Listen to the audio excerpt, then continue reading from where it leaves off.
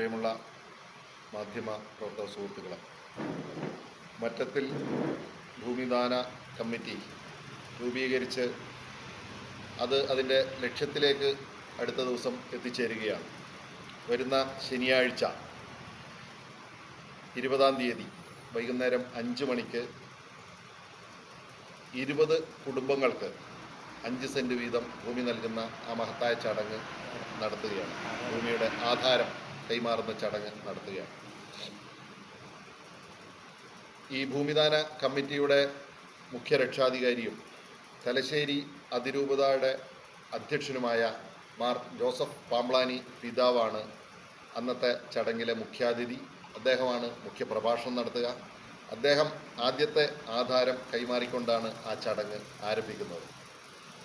അതോടൊപ്പം തന്നെ ഏറ്റവും പ്രമുഖരായ 20 വ്യക്തിത്വങ്ങൾ ആ ചടങ്ങിൽ പങ്കെടുത്തുകൊണ്ട് ഈ ഗുണഭോക്താക്കൾക്ക് ആധാരങ്ങൾ കൈമാറാം എന്നാണ് ഞങ്ങൾ കരുതുന്നത്.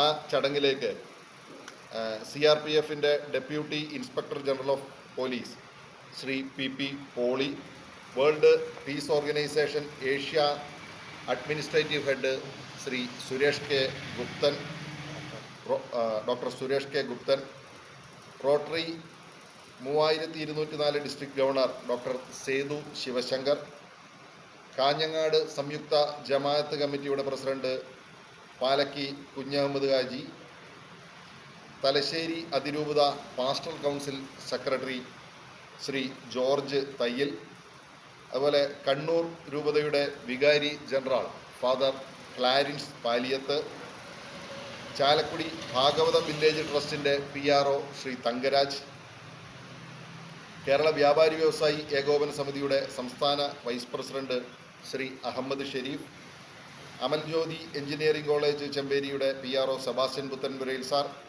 രാഷ്ട്രീയ കിസാൻ മഹാസംഘം സംസ്ഥാന ചെയർമാൻ അഡ്വക്കേറ്റ് ബിനോയ് തോമസ്, ചലച്ചിത്ര സംവിധായകൻ Rajeev Naduvanad, YMCA Asia Pacific in-charge Shri VM Mathai അടക്കം മറ്റ് വൈദിക ശ്രേഷ്ഠർ, സാമൂഹ്യ സാംസ്കാരിക രംഗത്തെ പ്രമുഖ വ്യക്തിത്വങ്ങൾ,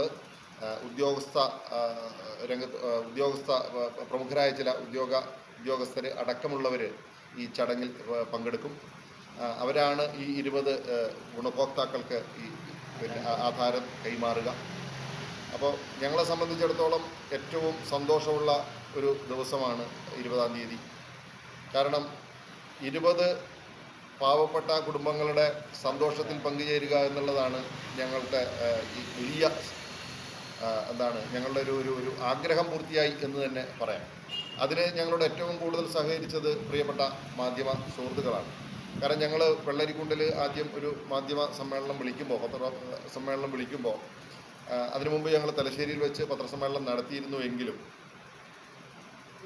പ്രാദേശികമായ ഈ ഭാഗത്തുള്ളവർ പലരും അത് അറിഞ്ഞിരുന്നില്ല. പക്ഷേ അന്നത്തെ വെള്ളരിക്കുണ്ടിൽ വെച്ച് നടത്തിയ പത്രസമ്മേളനത്തിന് ശേഷം നിങ്ങളുടെ മാധ്യമങ്ങളിലൂടെ ഈ വാർത്ത അറിഞ്ഞതോടുകൂടി ഈ സമീപ പ്രദേശത്തു നിന്നുള്ള ഒരുപാട് ആൾക്കാർ കൂടി അപേക്ഷകൾ നൽകുകയും കേരളത്തിൽ അങ്ങോളം ഇങ്ങോളമുള്ള ആൾക്കാരുടെ അപേക്ഷകൾ വന്നതിൽ നിന്നാണ് 20 പേരെ ഗുണഭോക്താക്കളെ ഞങ്ങൾ തിരഞ്ഞെടുത്തത്.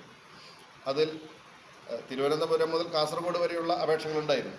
പത്തനംതിട്ട സ്വദേശിയായിട്ടുള്ള ഒരാളെ ഞങ്ങൾ ഈ ഗുണഭോക്താവായിട്ട് ഞങ്ങൾ തിരഞ്ഞെടുത്തിട്ടുണ്ട്.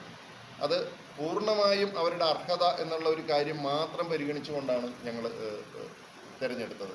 അതിൽ മറ്റ് ഏതെങ്കിലും ഒരു പരിഗണന ഞങ്ങൾ വെച്ചിട്ടില്ല. ഞങ്ങളിൽ ആരെങ്കിലും ഒരാളോ, പ്രത്യേകിച്ച് ഡോക്ടർ സജീവോ ഒരാളുടെ പേര് പോലും നിർദ്ദേശിക്കുകയുണ്ടായില്ല. പൂർണ്ണമായും അതിലേതാണ്ട് 80% ആൾക്കാർ നമുക്ക് അപരിചിതർ എന്ന് തന്നെ പറയാവുന്ന രീതിയിലുള്ള ആൾക്കാരാണ്. പിന്നെ കാസർഗോഡ് ജില്ലയ്ക്ക് വെളിയിലുള്ളവരുണ്ട്, പിന്നെ നമ്മുടെ പരിസരങ്ങളിൽ ഉള്ളവരുണ്ട്. അങ്ങനെ എല്ലാ വിവിധ ജാതി മത വിഭാഗങ്ങളിൽപ്പെട്ടവരാണ് 20 ആൾക്കാർ.